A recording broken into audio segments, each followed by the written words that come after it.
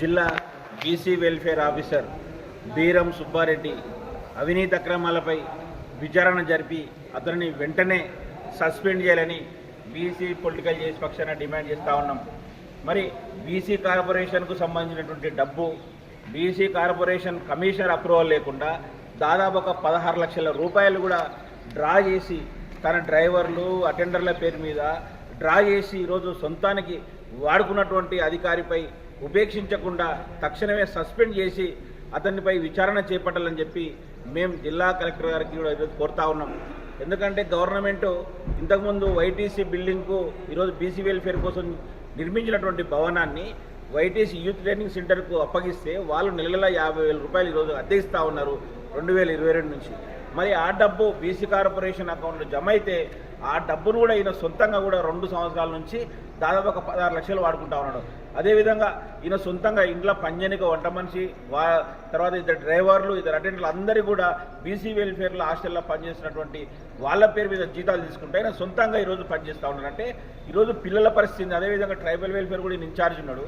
గద్వాల్ జిల్లాకి ఈయన incharge tribal welfare వాళ్ళు కూడా చెప్తా ఉన్నారంటే వచ్చి ఒక పిల్లానికి 50 రూపాయలు కూడా మాకు ఇవ్వమని చెప్పి ఈరోజు మా ఇబ్బంది పెడతా ఉన్నాడంటే వాళ్ళు మొరబెట్టుకుంటా ఉన్నారు. నాతోన ఎస్టీ వెల్ఫేర్లో దగ్గర ఒక 1000 మంది స్టూడెంట్లు ఈరోజు జిల్లాలో చదువుతూ ఉన్నాయి.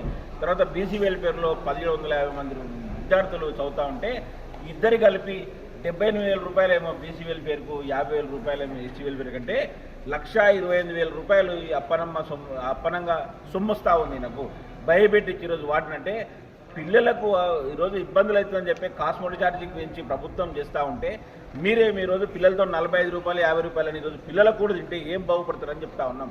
అదేవిధంగా ఈరోజు కమిషనర్ అప్రూవల్ లేకుండా సాక్ష్యాధారాలతో సహా మేము ఈరోజు కలెక్టర్ గారికి ఇవ్వబోతా ఉన్నాం.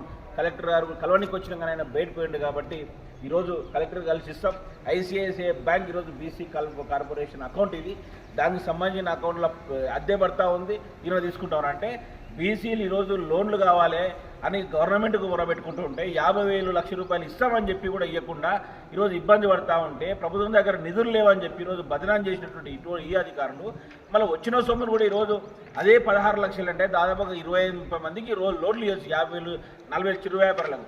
మళ్ళీ అవిని కూడా సొంత అవినీతికి వాడుకుంటూ ఉంటే కూడా ఎందుకు చర్య తీసుకుంటలేరు?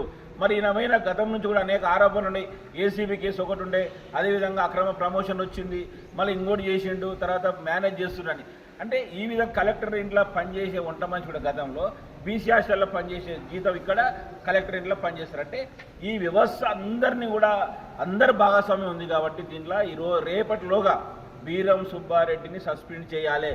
లేని పక్షంలో ఈరోజు అన్ని బీసీ సంఘాలతో కలిపి పెద్ద ఎత్తున కూడా ఈరోజు ఆందోళన కూడా చేస్తామని చెప్పి హెచ్చరిస్తూ ఉన్నాం. ఇంకొకటి ఈ సందర్భంగా చెప్తా ఉన్నాం కలెక్టర్ గారికి, అయ్యా కలెక్టర్ గారు ఒక డిపార్ట్మెంట్ కాదు అన్ని డిపార్ట్మెంట్ కూడా ఈరోజు అదేవిధంగా తయారైనాయి. అంటే మీ పర్యవేక్షణ లోపం కూడా ఈరోజు కొట్టొచ్చినట్టు కనిపిస్తూ ఉంది.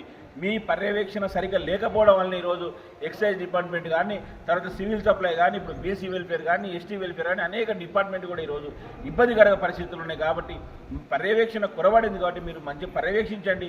జిల్లాధికారులకు కూడా మీరంటే భయం లేకుండా పోయింది కాబట్టి ఇమీడియట్ తక్షణం మీ దృష్టికి వచ్చినప్పుడు చర్యలు తీసుకుంటే ఇంకొక అధికారి తప్పు చేయాలంటే కూడా ఈరోజు వెన్నులో వనకోటేటట్లు మీ చర్యలు ఉండాలి. లేని పక్షంలో ఈరోజు జిల్లా కలెక్టర్ గారిపై కూడా ఢిల్లీలో డిఓపీటీలో కూడా ఫిర్యాదు చేస్తామని చెప్పి ఈ సందర్భంగా తెలియజేస్తా ఉన్నాం. అదేవిధంగా కొంతమంది బీసీ వెల్ఫేర్ హాస్టల్లో ఒకరు పనిచేస్తూ ఉన్నారు కానీ జీతం మాత్రం వేరే వాళ్ళ పేరు ఉంటుంది, పనిచేసేనే వాళ్ళ బంధువులు ఉంటారు. ఈ విధంగా చాలా మంది ఉన్నాయి. వీటన్నింటిపైన కూడా ఈరోజు విచారణ జరిపి రేపటిలోగా సస్పెండ్ చేయకుంటే మాత్రం పెద్ద ఎత్తున ఆందోళన చేస్తామని చెప్పి హెచ్చరిస్తా ఉన్నాం.